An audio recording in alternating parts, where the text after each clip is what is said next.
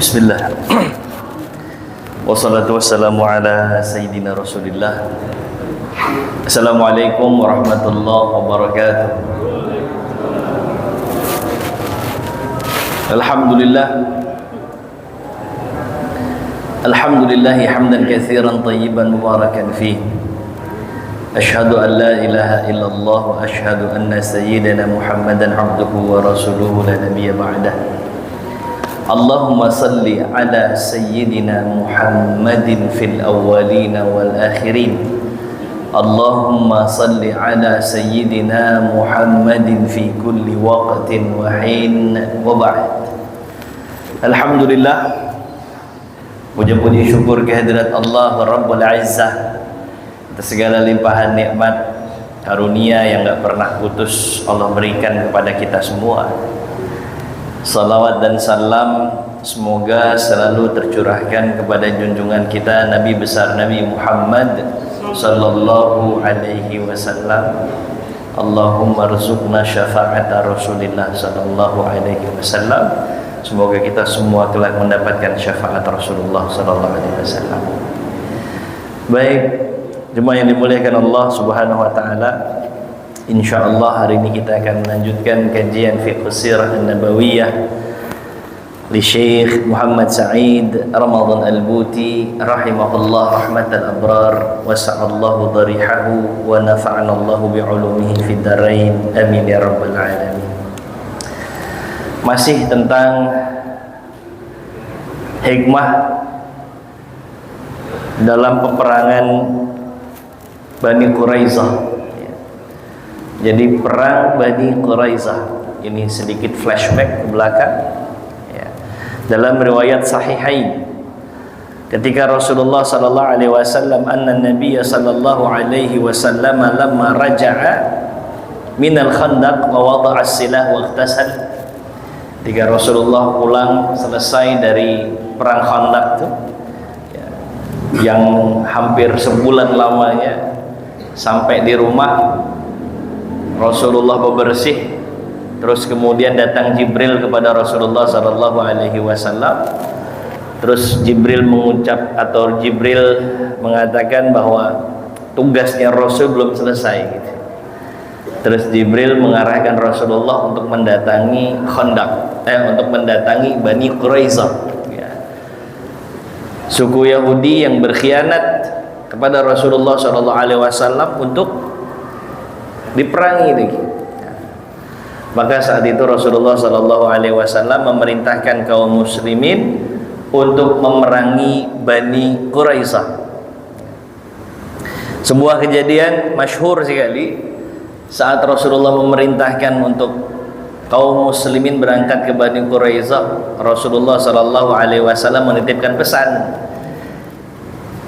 kalian jangan sholat asar kecuali sampai di Bani Quraizah, begitu kata Rasulullah ya. Allah la yusallianna ahadul asra illa fi Bani Quraizah. Nanti para sahabat Rasulullah sallallahu alaihi wasallam berbeda dalam menginterpretasikan apa yang Rasulullah sallallahu alaihi wasallam sampaikan gitu. Nanti ada dua bagian, sebagian memang benar-benar menjalankan apa yang Rasulullah maksud, apa yang Rasulullah ungkapkan dengan lisannya ya. Jadi mereka walaupun masuk sholat asar, tidak sholat asar karena Rasulullah bilang jangan sholat asar kecuali sampai di Bani Quraizah gitu. Ya sudah, begitu kata Rasulullah, mau apa lagi? Masuk waktu sholat tidak apa-apa, Rasul bilang kita lanjut ya. Jadi mereka nanti salatnya di Bani Quraizah ya, di waktu selepas asar sudah habis gitu. Nah ini nanti jadi satu hukum fikih tersendiri ini ya. Kemudian sebagian lagi memahami perkataan Rasulullah sallallahu alaihi wasallam itu bahwa yang dimaksud sama Rasul jangan sholat asar kecuali di Bani Quraizah, maksudnya kita harus bersegera sampai di Bani Quraizah gitu. Jadi nggak dimaknai tekstual lah begitu. Akhirnya begitu masuk waktu asar ya mereka sholat asar ya, tapi mereka nggak menyia-nyiakan waktu, selesai sholat asar lanjut lagi. Nah sahabat-sahabat yang memahami bahwa Rasul memerintahkan jangan sholat asar kecuali di Bani Quraizah Ya. Itu lantas mengkritisi sahabat-sahabat yang sholat. Kata sahabat yang sholat, kami memahaminya beda. Kami memahaminya kalau Rasul tuh nyuruh kami bersegera sampai di Bani Quraiza. Tapi kalau udah waktu masuk sholat, inna sholata kanat alal mu'minina kitaban mauquta. Kalau udah masuk waktu sholat, sholat gitu. Nah, akhirnya nanti kedua sahabat, kedua pendapat ini dilaporkan sama Rasulullah Sallallahu Alaihi Wasallam, dan Rasulullah nggak menyalahkan keduanya gitu. Artinya membenarkan yang awal dan membenarkan pendapat yang kedua. Ya, ini juga ikhtilaf nanti. Bagaimana kita menyikapi perbedaan pendapat? Ya, seharusnya kayak para sahabat Rasulullah ini. Baik, Rasulullah Sallallahu Alaihi Wasallam nih ngepung Bani Quraiza sampai 25 hari, dalam riwayatnya 15 hari. Rupa-rupanya pengepungan Rasulullah Sallallahu Alaihi Wasallam kepada Bani Quraiza membuat getar juga orang-orang Yahudi ini. Ya. Awalnya mereka nggak mempedulikan gitu konsekuensi dari berkhianat kepada kaum muslimin. Ya, mereka berkhianat itu kan emang diiming-imingi kan, bahwa nanti kalau Bani Quraiza menang, ya, dengan koalisinya itu akan diberikan bagian gitu dari Madinah. Mereka nggak nyangka bakal kalah. 3.000 lawan 10.000, masa iya Muslim nggak bisa dihancurkan? Tapi nyatanya Allah berikan kemenangan kepada kaum muslimin. Ya. Dan masya Allah, saat mereka dikepung ini, mereka ketakutan.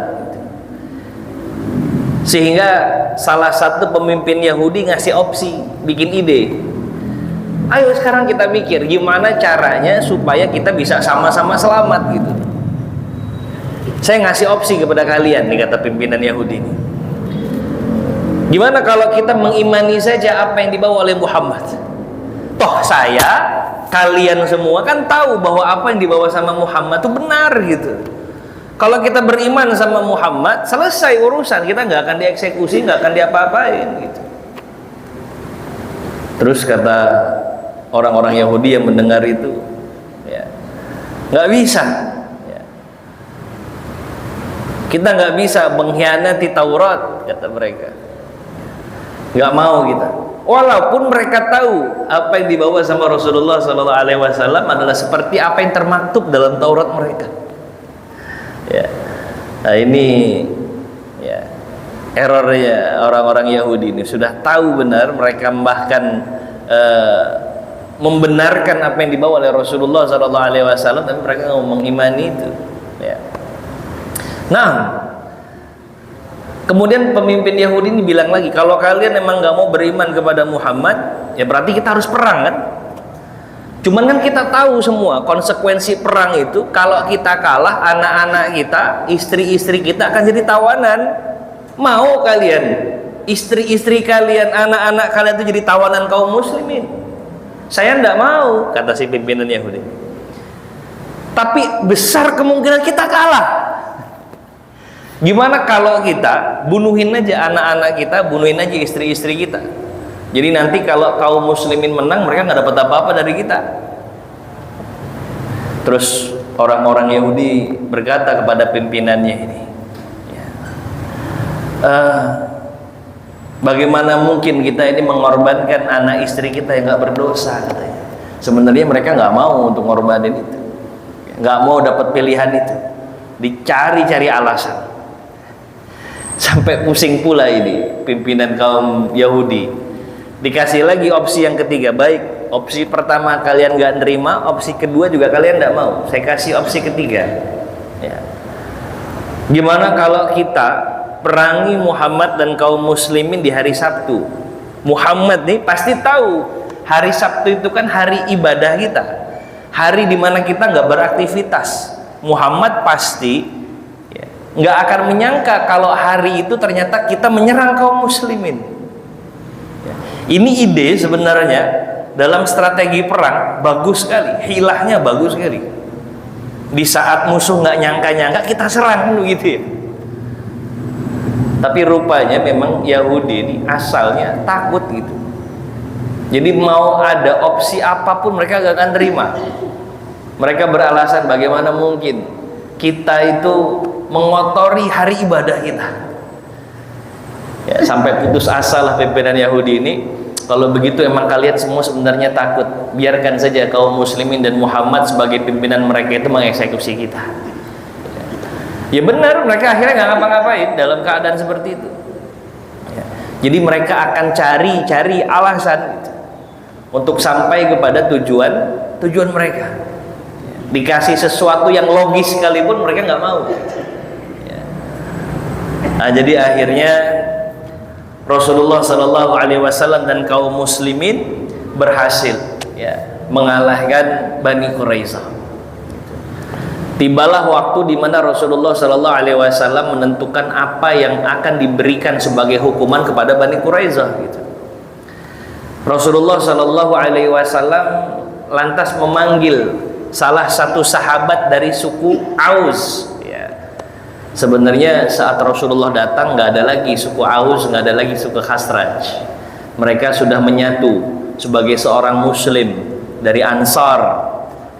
Tapi bagaimanapun nasab tidak bisa dilepaskan begitu saja. Ini salah satu pemimpin dari suku Aus, namanya Sa'ad bin Mu'adz radhiyallahu taala anhu wa arda. Ya. Rasul manggil Sa'ad bin Mu'adz karena Sa'ad bin Mu'adz ini adalah orang yang dihormati di kalangan orang-orang Ansar.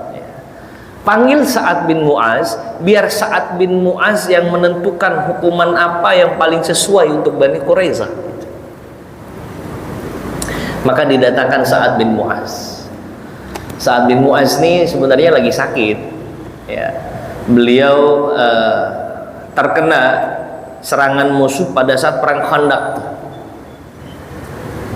Tapi lantas Rasulullah SAW meminta supaya Sa'ad bin Mu'adz menjadi hakim, menentukan hukuman apa yang paling pas untuk Bani Quraisyah. Datang Sa'ad bin Mu'adz. Ya. Wa kana qad usiba bisahmin fil Khandaq. Ya. Jadi memang dia dalam keadaan terluka pada saat perang Khandaq itu. Begitu kemudian datang, Rasulullah melihat Sa'ad bin Mu'adz datang mendekat, kata Rasulullah, "Qumu ila sayyidikum aw khairikum." Ayo kita bangun menyambut kedatangannya Sa'ad bin Mu'adz, orang yang terbaik di antara kita. Terus kemudian itu sahabat-sahabat yang lain berdiri untuk menyambut kedatangan seorang Sa'ad bin Mu'adz. Ya. Jadi berdiri untuk menghormati kedatangan orang yang kita muliakan itu boleh. Ya. Ada orang yang kita anggap mulia, begitu datang kita berdiri, itu boleh. Boleh. Karena ada sebagian orang yang menganggap itu terlalu berlebihan.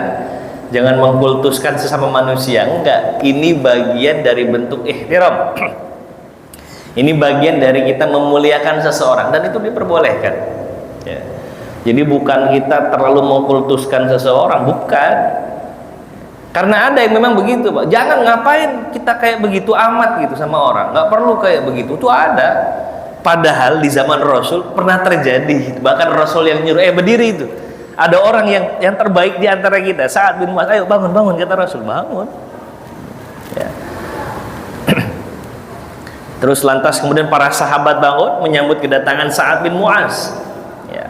Setelah itu Rasulullah Shallallahu Alaihi Wasallam berkata kepada Sa'ad bin Mu'adz, "Wahai Sa'ad, tolong berikan pendapatmu terkait dengan hukuman apa yang paling pantas untuk Bani Quraisyah. Ya. Inna haula nazalu ala hukmik." Orang-orang ini nunggu kira-kira hukuman apa untuk mereka. Saat lantas kemudian berpikir, ya, orang-orang Yahudi ini sebenarnya sudah berada di atas angin. Mereka mengira bahwa Sa'ad bin Mu'adz akan memberikan hukuman yang paling ringan. Karena dulu sebelum kedatangan Rasulullah dan kaum muslimin, orang-orang Yahudi Bani Quraisyah ini punya hubungan dekat dengan suku Aus, sekutu kalau berperang.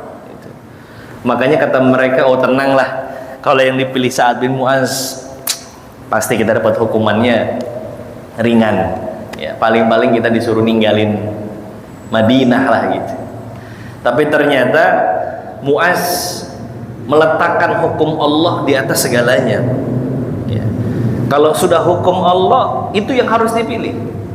Dia mengesampingkan yang lainnya. Bahkan hubungan yang baik sebelumnya dengan Bani Quraizah. Apa kata Mu'az? Membuat tercengang orang-orang Yahudi. Wahai Rasulullah sallallahu alaihi wasallam, wa ya ma'syarul muslimin, wahai saudara-saudaraku semua, apa yang dilakukan oleh orang-orang Yahudi Bani Quraizah adalah sebuah pengkhianatan yang konsekuensi logis dari hukumnya adalah kita harus mengeksekusi mereka dengan membunuh karena pengkhianatan mereka, dan ini sesuai dengan perjanjian kita sebelumnya. Kaget ini orang Yahudi. Jadi kita eksekusi mereka-mereka yang ikut andil dalam berkhianat kepada kaum muslimin, eksekusi. Pimpinan-pimpinan Quraizah, eksekusi. Ya, padahal dulunya sempat ada hubungan baik gitu. Tapi pengkhianatan ini nggak bisa dibiarkan begitu saja. Ya. Karena kalaulah kemarin terjadi pengkhianatan itu berlanjut, keadaan kaum muslimin terdesak, niscaya mereka pun akan mengeksekusi kaum muslimin gitu loh. Ya. Makanya Sa'ad bin Mu'az mengatakan eksekusi. Eksekusi. Apalagi mereka yang punya andil dalam berkhianat kepada kaum muslimin pada saat perang Khandaq kemarin, eksekusi. Akhirnya ya Rasulullah sallallahu alaihi wasallam berkata, faqala lahu Nabi sallallahu alaihi wasallam, qadaita bi hukmillahi ta'ala. Pas yang engkau hukumkan kepada mereka itu adalah sesuai dengan apa yang menjadi bagian dari hukum Allah Subhanahu wa taala. Saya setuju, kata Rasulullah.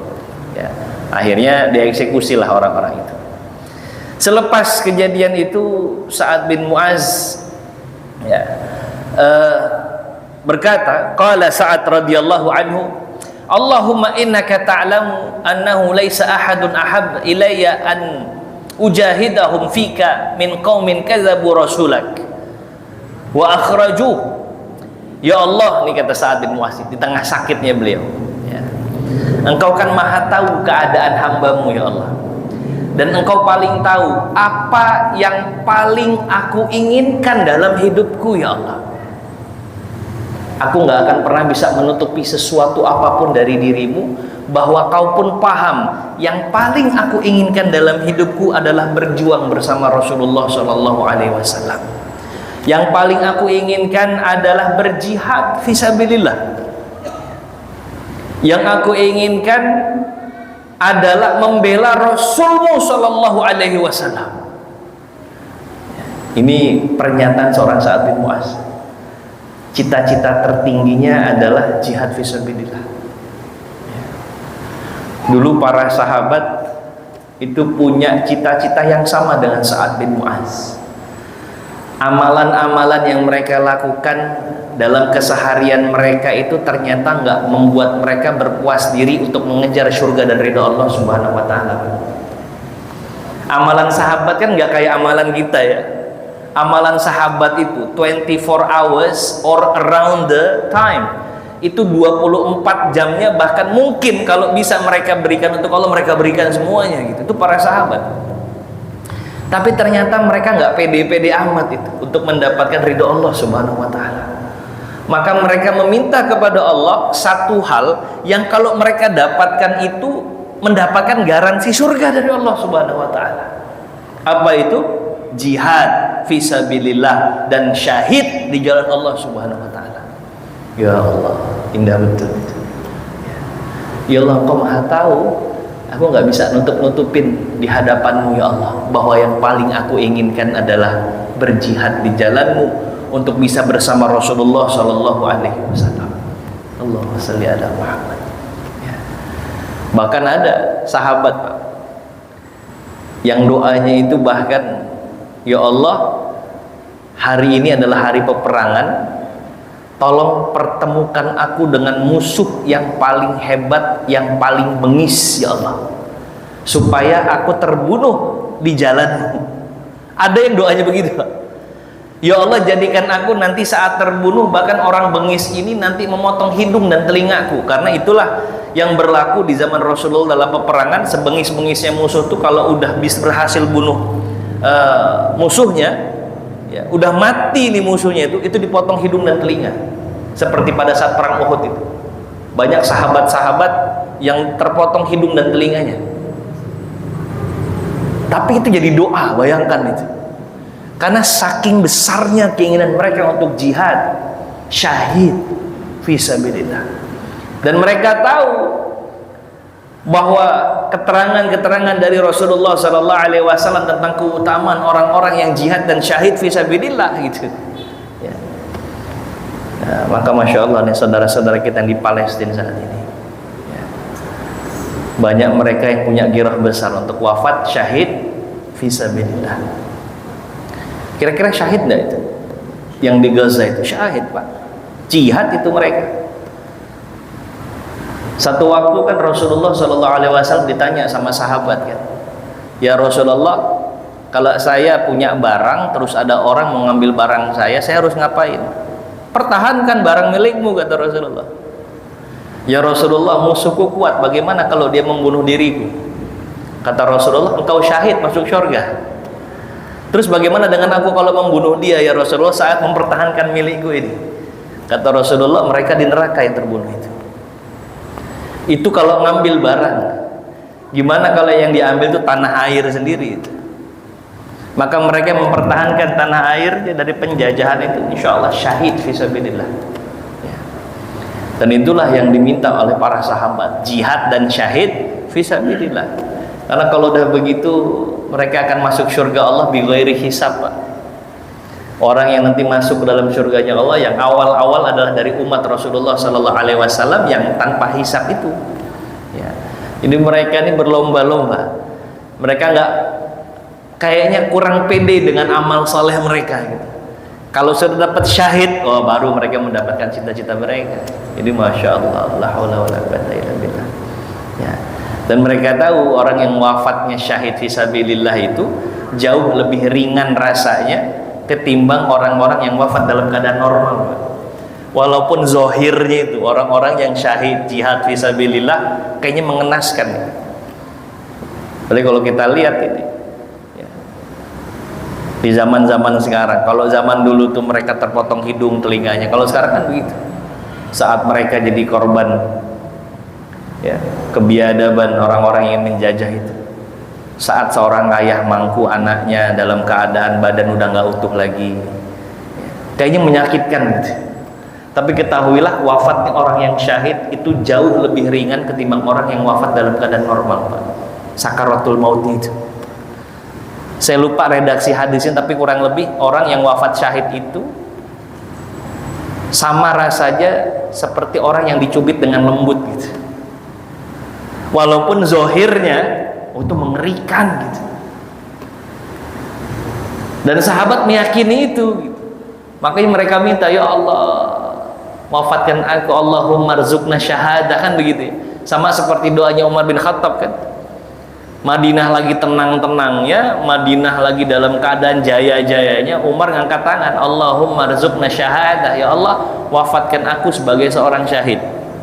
Wafatkan aku sebagai seorang syahid di negerinya Rasulullah SAW, di tanah ini ya Allah. Oh, itu kan digodain sama sahabat yang lain. Ya Umar, kalau mau minta kayak begitu syahid, harusnya engkau itu berjaga-jaga di perbatasan Persia atau melawan Romawi. Madinah lagi tenang-tenang, kok minta syahid, kan begitu bahasa lainnya ya. Tapi itu doa, dan ternyata Allah kabulkan doanya Umar bin Khattab wafat sebagai seorang syahid, ditikam sama Bululu al-Majusi itu. Jadi ini permintaan seorang Sa'ad bin Mu'az, ya Allah engkau yang maha tahu keadaan diriku, yang paling aku inginkan adalah berjihad dan wafat sebagai seorang syahid di jalan. Kira-kira kita boleh enggak Pak doa minta wafat sebagai seorang syahid? Boleh, boleh ya.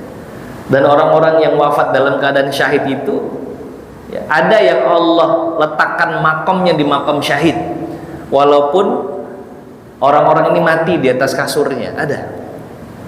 Siapa mereka? Orang-orang yang dengan ketulusan hatinya benar-benar meminta kepada Allah untuk diwafatkan mulia dalam keadaan syahid membela agama Allah. Itu ada dalam hadis Rasulullah SAW. Ya. Orang yang dengan ketulusan hatinya meminta syahadah, meminta wafat sebagai seorang syahid, maka Allah akan meletakkan posisinya sebagai seorang syahid walaupun mereka itu wafat di atas sarair mereka. Sarair itu tempat-tempat tidur mereka, ranjang-ranjang mereka. Jadi boleh itu, enak itu, nggak ada salahnya kita doa wafat sebagai seorang syahid, karena nanti masuk duluan ke surganya Allah bi ghairi hisab. Allahumma rzuqna syahadah ya. Baik, kita lanjutkan lagi kisahnya Sa'ad bin Mu'az. Dan engkau ya Allah maha mengetahui apa yang terjadi setelah ini. Kata Sa'ad, ya Rabb, selama ini aku membela Rasulullah Shallallahu Alaihi Wasallam dari musuh-musuhnya, terutama orang-orang Quraisy. Ya Allah, kalau setelah ini masih ada peperangan dengan orang-orang Quraisy, sebagaimana terjadi di perang Badar, terjadi di perang Uhud, mereka pembenci Rasulullah Sallallahu Alaihi Wasallam, mereka penghina Rasulullah Sallallahu Alaihi Wasallam, tolong izinkan aku berada di barisan Rasulullah untuk kembali berperang bersama mereka, panjangkan umurku ya Allah. Tapi ya Rabb, kalau udah nggak ada lagi perang seperti perang Badar, seperti perang Uhud melawan orang-orang Quraisy, pembenci Rasul itu ya Allah, maka cukupkan hidupku di muka bumi ini saat ini ya Allah. Itu doanya Sa'ad bin Mu'az. Ya, beliau tuh paling seneng ngebela Rasulullah dari orang-orang yang membenci Rasulullah Sallallahu Alaihi Wasallam. Dan sebenci-bencinya orang kepada Rasulullah adalah orang-orang Quraisy, musyrikin Quraisy. Yang paling benci kepada Rasulullah dan kaum muslimin orang-orang Quraisy, yang berjalan sekian tahun tanpa pernah jeda untuk menurunkan kebencian mereka kepada Rasul. Nggak pernah itu orang-orang Quraisy, kafir Quraisy itu. Maka kata Sa'ad bin Mu'az, kalau masih ada pertempuran lagi dengan pembenci-pembenci Rasul itu ya Allah, panjangin umurku ya Allah, biar aku kembali berperang kepada mereka. Tapi ya Rabb, kalau udah nggak ada lagi, saya habis kena musuh nih ya Allah pada perang Khandaq, masih ada penyakit saya ya Allah, wafatkan saja ya Allah, supaya saya wafat sebagai seorang syahid. Itu dia tadi ya Allah. Dan betul Pak, Allah mengabulkan doanya Sa'ad bin Mu'az, karena setelah itu tidak ada lagi perang dengan orang Quraisy sebagaimana perang Badar dan perang Uhud. Maka Sa'ad bin Mu'az, dia punya sisa luka itu tiba-tiba pecah lukanya, terus darah mengalir dari jasad seorang Sa'ad bin Mu'az, seperti luka awal saat dia terkena sabetan pedang dan tusukan panah itu. Padahal lukanya udah ngering, lukanya itu udah membaik gitu. Disebutkan dalam Musnad Imam Ahmad bin Hanbal, wa fi riwayati Ahmad, anna jarhahu hinama infajara kana qad bari'a illa mislal khiras, yani al-huliyyu yudha'u fil udhun. Jadi kayak lukanya itu ketika pecah lukanya itu terus ngalir darahnya, padahal itu udah mengering ya. Itu kayak khiras, tusukan anting Pak, lukanya tinggal segitu doang tapi tiba-tiba pecah. Ini kuasa Allah Subhanahu wa Ta'ala. Jadi kayak dia lagi pas baru perang itu ya. Sampai darah ngalir. Bahkan aliran darahnya Sa'ad bin Mu'az dari titik kecil di jasadnya dia itu ngalir sampai ke kemah-kemah sampingnya beliau, ngalir terus ya, kayak orang yang wafat sebagai seorang syahid gitu. Allah posisikan itu kedudukan seorang Sa'ad bin Mu'az ya. Ini yang nanti dalam hadis disebutkan bahwa Rasulullah Sallallahu Alaihi Wasallam pernah bersabda, ihtazza arsyur rahman bimauti Sa'ad bin Mu'az. Allahumma salli ala sayyidina Muhammad. Itu arsy Allah tuh sampai bergetar, Arsy Allah Pak, bergetar karena kewafatan seorang Sa'ad bin Mu'adz radhiyallahu taala anhu. Ini orang-orang yang masya Allah tulus membela Rasulullah sallallahu alaihi wasallam, all out membela agama Allah subhanahu wa ta'ala. Ya Allah, Allahumma rzuqna husnul khatimah. Mudah-mudahan Allah juga rizkikan kita semua wafat dalam keadaan husnul khatimah, membela agama Allah subhanahu wa ta'ala. Ya tinggal pertanyaannya, apa yang sudah kita berikan untuk agama ini, kan begitu ya. Mudah-mudahan. Nah, sehingga wafatlah seorang Sa'ad bin Mu'adz dalam kesempatan ya, setelah beliau memutuskan hukuman kepada Bani Quraisyah. Masya Allah. Summa istanzalal Yahud min husunihim. Ya, terus akhirnya orang-orang Yahudi itu dieksekusi lah, dikeluarkan dari benteng-benteng mereka. Ya. Sampai kepada seorang dedengkot Yahudi yang bernama Huyai bin Akhtab. Ya. Ini penggagas terjadinya koalisi antara Yahudi, Quraisy dan Ghatafan, namanya Huyai bin Akhtab. Ya. Dedengkot Yahudi yang memperkarsai, ya, memprakarsai terjadinya perang Khandaq itu dia. Dapat eksekusi. Ya. Tapi lagi-lagi kesombongan itu mengalahkan yang lainnya. Ya. Masih sempat-sempatnya dia sebelum dieksekusi, falamma nazara ila Rasulillah sallallahu alaihi wasallam, ya, qabla darbatil unuq, ya, sebelum dia dieksekusi dia bilang, amma wallahi ma lamamtu nafsi fi adawatik Muhammad, saya nggak nyesal musuhin kamu. Wih, sombong betul. Muhammad, saya nggak nyesal musuhin kamu. Begitu kata Huyai bin Akhtab. Ya. Tapi siapa yang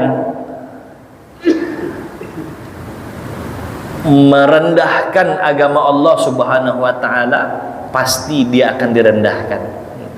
Ya, jadi akhirnya dia nyerah juga. Ya. Siapa yang merendahkan agama Allah akan direndahkan oleh Allah subhanahu wa ta'ala. Summa jalas, ya, fadhuribat unuqu. Jadi setelah itu baru dieksekusi, ya, dipenggal. Nah, itu kisah tentang Ghazwah Bani Quraisyah. Ya. Nah, ada beberapa hikmah ya, di balik perang dengan Bani Quraisyah ini. Yang pertama, jawazu qital man naqadal ahd. Boleh merangin orang yang melanggar perjanjian. Ya, jadi saat Rasulullah menyerang Bani Quraisyah itu ya, bukan tanpa sebab gitu. Karena mereka melanggar perjanjian dengan kaum muslimin. Itu sebab utamanya. Ya. Karena banyak nanti isu-isu liar dari musuh-musuh Islam yang mengatakan ya, bahwa kaum muslimin ini, bahwa Islam itu datang dengan mengangkat pedang gitu. Bukan itu. Tapi Islam itu sebenarnya merespon. Islam itu merespon kepada apa yang datang kepada mereka, kepada kaum muslimin di zaman Rasulullah sallallahu alaihi wasallam. Ya. Mulai dari perang Badar, Uhud, sampai perang Khandaq dan Bani Quraisyah itu. Ya, itu respon. Ya sama kayak saudara-saudara kita di Gaza itu. Mereka tuh ngelontarin rudal sampai 5.000 rudal itu. Wah, sampai kemudian kan Yahudi bilang teroris kepada Hamas itu kan. Itu respon. Respon atas apa? Respon atas apa yang orang-orang Zionis lakukan pada mereka. Udah bikin kesepakatan, udah bikin perjanjian gencatan senjata, perdamaian, ternyata dalam kurun waktu 2021 sampai 2023 itu sekian ribu orang ditahan. Ya, sekian ratus orang itu dibunuh. Akhirnya kan direspon sama kaum muslimin. Karena kalau dibiarkan begitu saja, toh mereka pun akan dihabiskan gitu. Dicaplok kan tanahnya sedikit demi sedikit, sehektar demi sehektar itu. Maka mereka harus merespon itu. Ya kaum muslimin juga begitu. Isu-isu liar yang terkait dengan Islam itu agama pedang, agama perang, enggak, itu respon yang terjadi di zaman itu gitu. Memang harus dilakukan hal-hal yang seperti ini. Ya, dan boleh memerangi orang yang melanggar perjanjian. Terus yang kedua, boleh nggak kita berhukum dengan mengutus kepada seorang muslim gitu. Sementara orang-orang Khawarij mengatakan nggak ada hukum kecuali hukum Allah Subhanahu wa taala. Ya. Jadi pernah kejadian ya, satu waktu di mana kaum muslimin ini disusupi pemikiran Khawarij. Kalau nggak berhukum dengan hukum Allah dalam anggapan mereka, maka kafir gitu. Sampai mantunya Rasulullah Sallallahu Alaihi Wasallam, sahabat terbaik Rasulullah Sallallahu Alaihi Wasallam, bahkan dia seorang sepupu Rasulullah yang awal masuk dalam agama Islam, Ali bin Abi Thalib, dikafir-kafirkan karena nggak sependapat dengan mereka. Mereka bilang Ali ini berhukum dengan hukumnya sendiri, sementara dia adalah manusia, tidak berhukum dengan hukum Allah Subhanahu wa taala. Nah, ini slogannya seolah benar. Slogannya seolah benar, tapi penempatannya salah. Karena kalau kemudian di cross check dalam sejarah, Rasulullah Shallallahu Alaihi Wasallam pernah berhukum dengan Muaz bin Sa'ad bin Muaz. Saat Rasulullah Shallallahu Alaihi Wasallam mendatangin, saat kira-kira Bani Quraisyah harus diapain, itu kan Rasulullah itu memberikan hukum atas pendapatnya Sa'ad bin Muaz. Ya. Dan itu nggak keluar dari koridor Quran dan Sunnah Rasulullah Shallallahu Alaihi Wasallam. Nah, ini terkait dengan pemikiran Khawarij. Ya. Apa-apa kemudian dihukumi, ini nggak berhukum kepada hukum Allah, kafir hukumnya, nah, takfiri. Ya, nggak begitu. Walaupun saat nanti kemudian Sayyidina Abdullah bin Abbas mewakili Sayyidina Ali bin Abi Thalib sudah menjelaskan beberapa perkara terkait kesalahan orang-orang Khawarij dalam berpikir. Nah, kita nggak berpanjang lebar di situ. Tapi intinya boleh berhukum dalam bertahkim. Ya. Jawazut tahkim fi umuril muslimina wa mahamihim. Boleh bertahkim dalam memutuskan perkara kaum muslimin. Jadi boleh. Nah, kemudian selanjutnya masyru'iyatul ijtihad fil furu' wa daruratu wuqu'il khilaf fiha. Boleh berijtihad dalam masalah furu' dan sebuah kemestian terjadinya perbedaan pendapat. Jadi perbedaan pendapat itu dalam keseharian kita sesuatu yang lazim, Pak. Ya. Perbedaan pendapat dalam masalah fikih keniscayaan sudah. Jadi berbeda pendapat itu suatu hal yang lumrah. Ya. Kita boleh saling mengingatkan, silakan, ahlan wa sahlan. Tapi yang tidak boleh ada dalam diri kita adalah merasa bahwa kitalah yang paling benar sementara yang lain salah. Kadang-kadang kita mempertahankan sesuatu atas apa yang kita yakini itu sudah benar, tapi untuk menganggap yang lain salah sementara hanya kita yang benar, nah ini yang mesti kita coba untuk memperbaiki dan kita evaluasi. Ya. Sahabat-sahabat Rasulullah berbeda pendapat. Ketika Rasulullah SAW mengatakan jangan sholat ya kecuali sampai di Bani Quraisyah. Sebagian itu menangkap bulat-bulat apa yang keluar dari lisan Rasul. Nggak boleh sholat, ya udah jangan sholat, nanti sholatnya sampai di Bani Quraisyah. Walaupun ada waktu untuk sholat, tapi mereka itu menelan apa yang dikatakan langsung oleh Rasulullah. Akhirnya mereka sholatnya ketika di Bani Quraisyah. Sementara yang lain nggak memahami, tidak memahami seperti apa yang dipahami dalam pendapat pertama tadi. Sahabat Rasul tuh tahu, Rasul tuh ngomong ada maksud di balik itu gitu. Ya. Ada maksud di balik perkataan Rasulullah. Maksudnya, oh Rasulullah minta kita untuk cepat-cepat. Karena apa yang dikatakan Rasul nggak mungkin menyelisihi ayat-ayat Allah gitu. Sementara Allah Subhanahu wa taala berfirman, "Innas salata kanat 'alal mu'minina kitaban mauquta.